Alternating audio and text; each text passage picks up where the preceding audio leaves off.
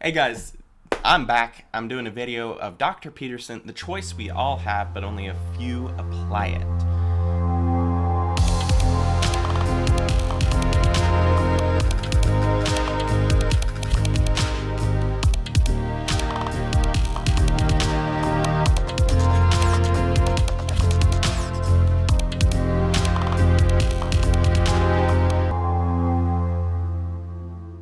So stick with me. Let's go. Let's check it out.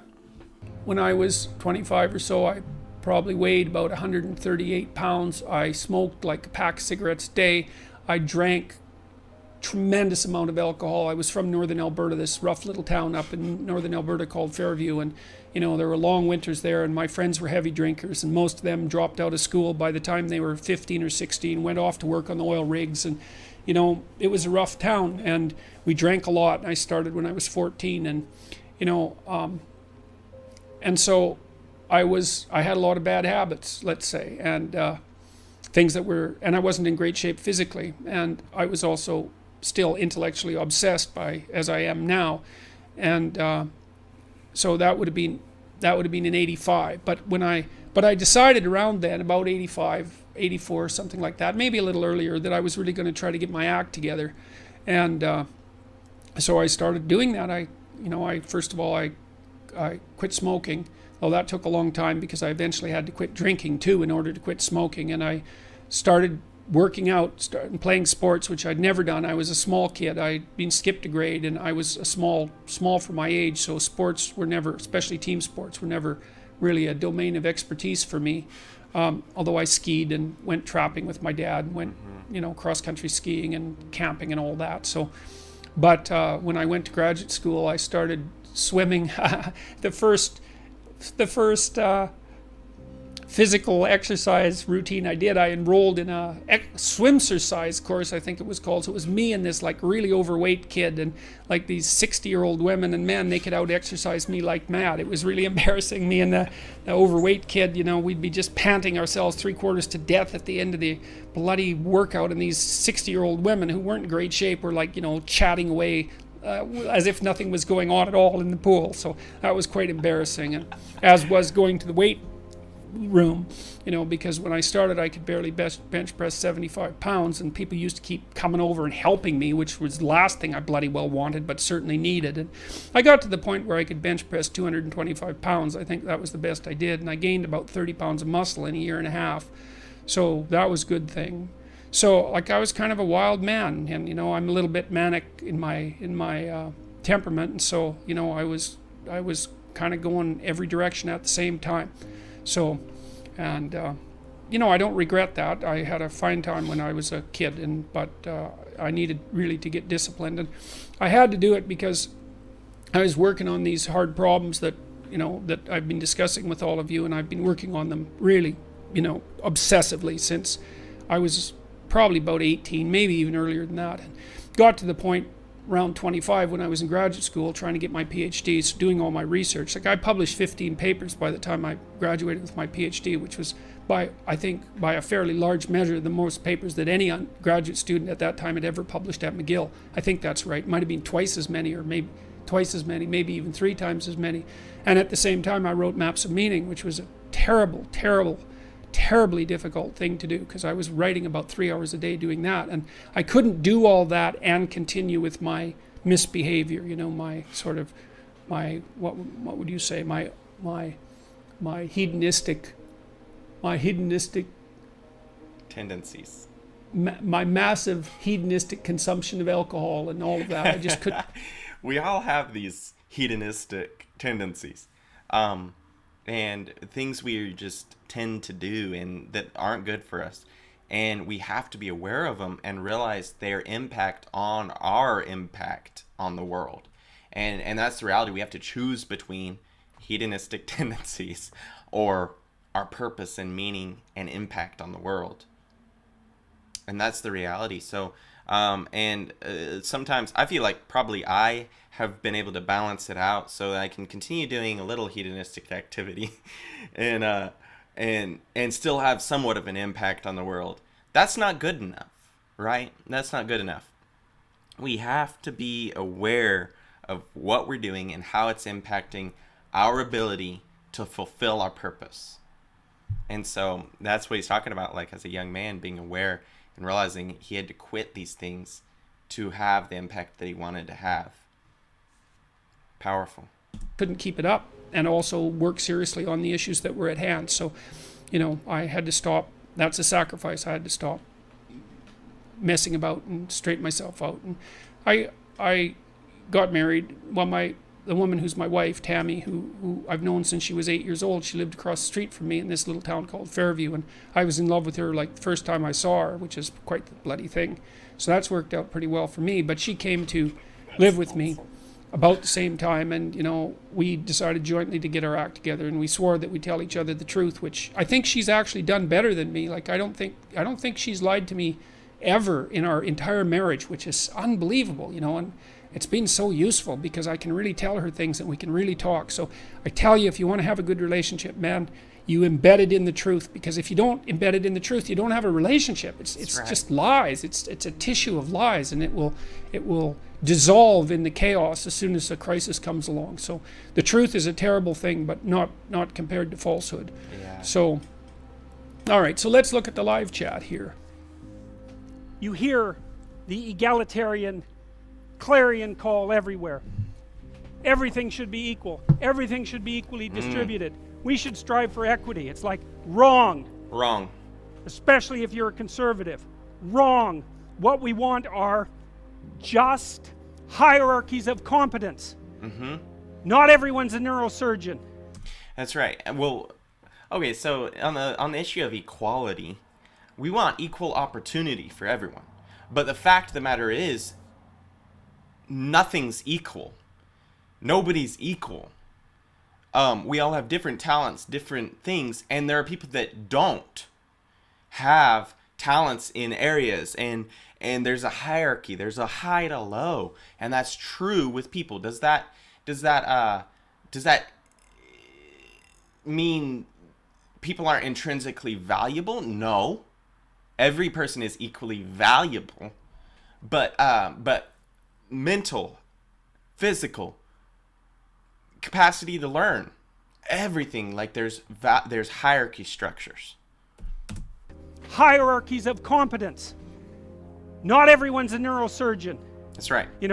If your father has a I'm far below these neurosurgeons, these scientists, right? brain tumor, you probably want a hierarchy of competence for neurosurgeons, so you can pick the one that's the best, so that he might not die.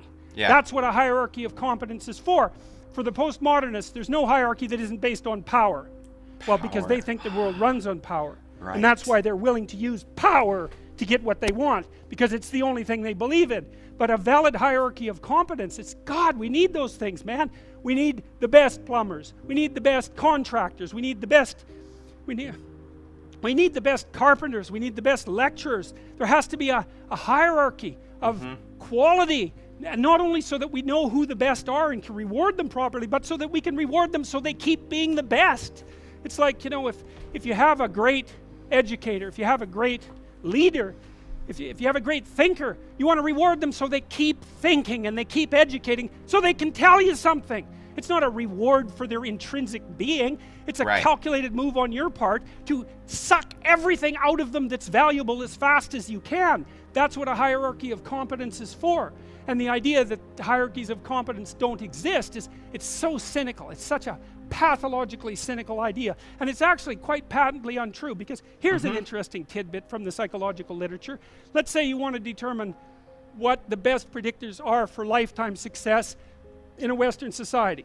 Well, what would you hope for? How about intelligence? There'd be a good one. Let's hope the smart people occupy more positions of complexity, right? Because they're smarter. Yep. Would you want it any other way? No. Okay, and that's great. The number one predictor of... But what about people that are just less intelligent? Put them in. Because we feel sorry for them. No.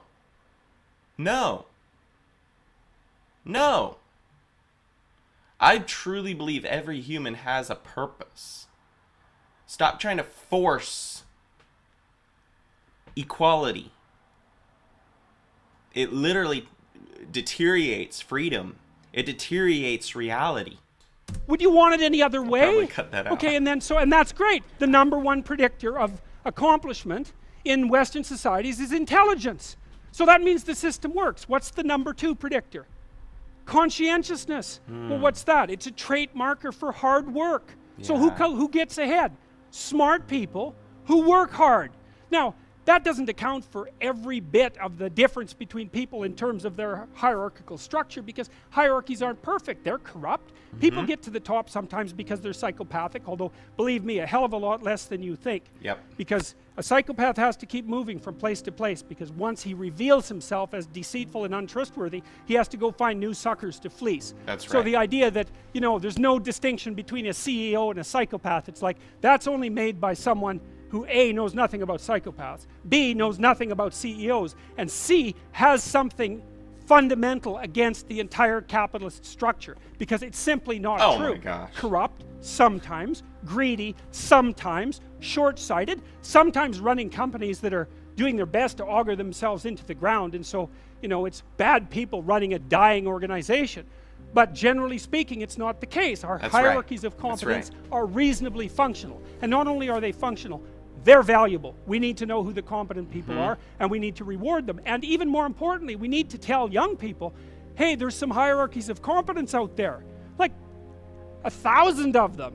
Go be a plumber, man. But be a good one, Yeah, be an honest one. that's right. I had a plumber once, If you're rewarding the people that don't bring value, that aren't the top, that aren't working hard, that aren't bringing value, then what does that do to the structure? Well, it deteriorates it. Then you don't know who's a good plumber or who's a bad plumber. But that's part of what capitalism has done, is created these hierarchical structures that give you the ability to pinpoint good quality, good value. And it's amazing. I mean, this equality argument is so evil. Let the losers win. Let the unintelligent seem intelligent. It's a lie. And anything built on a lie brings destruction. Good one, be an honest one. I had a plumber once, It was the night before we were putting drywall in our house. We were redoing a house, and he had put in all the plastic piping, and I was going to test the joints. They're supposed to be glued together with this pipe glue, right? And I told him I had to test the joints, and he said, well, you don't have to test my joints, they never leak. And I thought, yeah, that's okay. How about if I test them? So I went up on the 3rd floor and filled the pipes with water, capping them in the basement like you're supposed to. And like half an hour later, I had 2 inches of water in the basement. There were 30 leaking joints. And that was the night before the drywallers were supposed to show up. Oh, man. So he wasn't particularly competent. That's the point of that story. But even more so, he had put a bunch of the plastic pipe outside where the drywall would be, so it would have been sticking through the wall. So I spent a frenetic night, sawing through plastic pipe and re-gluing joints so that the drywallers could come in. What's the point? If you're going to be a plumber, man, be a good plumber, because otherwise all you do is go out there and cause trouble. Yep. We don't need people to cause more trouble. We need people to solve problems. And so you can be a tradesman, and you can make a lot of money as a tradesperson. It's a bloody, reliable, honorable, forthright, productive way of making a living. And there is a hell of a lot of difference between a working man who knows what he's doing and one who doesn't, both in terms of skill and ethics, right? That's good. And you work with someone who knows what they're doing, it's a bloody pleasure. They is. tell you what they're going to do, they tell you how much it will cost, they go and do it, it works, and you pay them.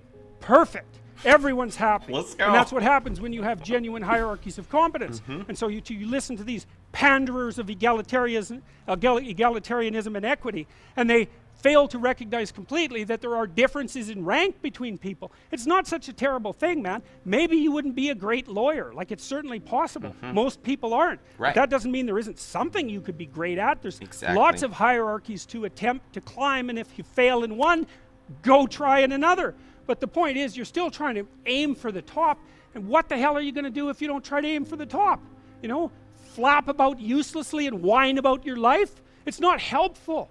It'll just make you miserable. You're not reliable to anyone. You can't help out in a crisis.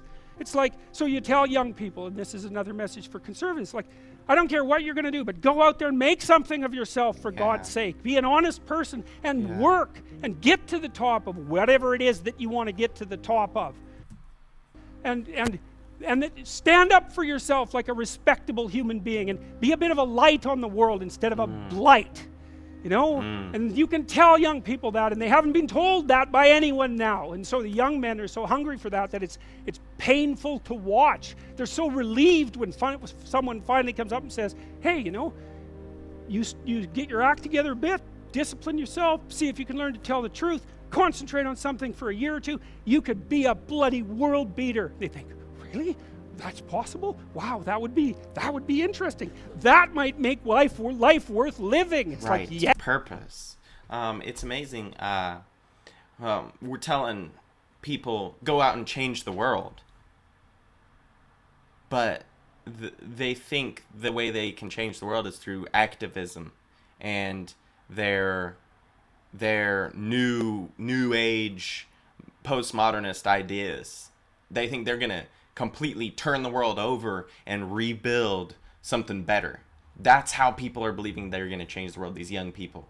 And it's like, oh my gosh, that's so pathological and dangerous.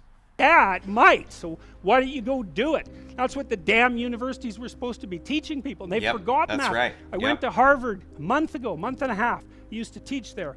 And I talked to a bunch of students, you know, and I told them, it's not easy to get into Harvard, you know. Like, you're a valedictorian if you're at Harvard. Right. And not only are you a valedictorian, you're way better than most people at least 2 other things, or you don't get in. And so, like, it's, I don't know what the acceptance rate is, like 5%, and believe me, not everybody applies, so it's a very selective school. And so why am I saying that? It's like, these are high-quality kids.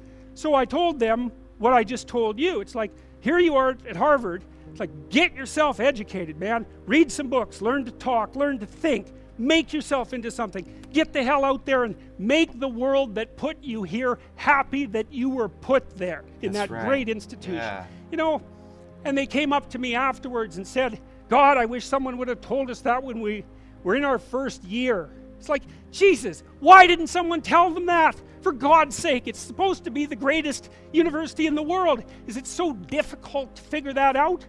Well, it is if that isn't what you want to have happen in the university. You want to make cringing milksops who whine about being victims while they're going to Ivy League institutions. That's right. Jesus, it's pathetic.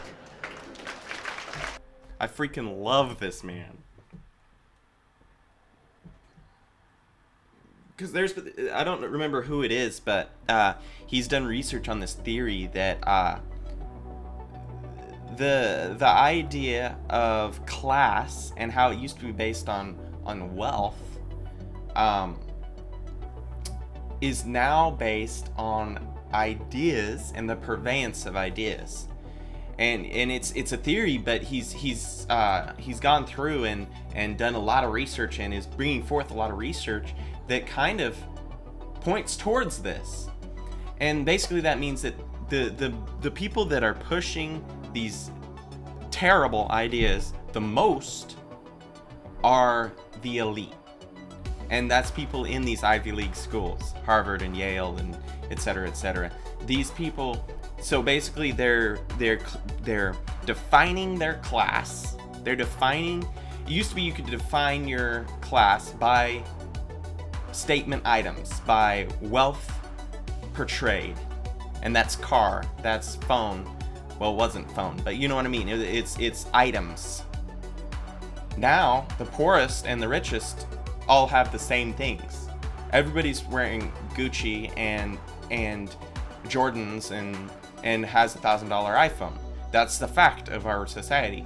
Now, people define their class by being the loudest with these terrible ideas. And so this is a theory, but I think it's correct. I mean, based on everything I'm seeing and based on his research. And I forgot his name, but seriously, like it's amazing, and I think it's true. But I just absolutely love his perspective and how he's brought this forth and what he said in this video. It seriously just makes you really think, and it's a great perspective, so I appreciate it. Thanks for watching, guys. Hopefully you enjoyed this video. If you did, like, comment, and subscribe. Also, if you have any suggestions for videos of people thinking, of people bringing forth thought, drop it in the comments.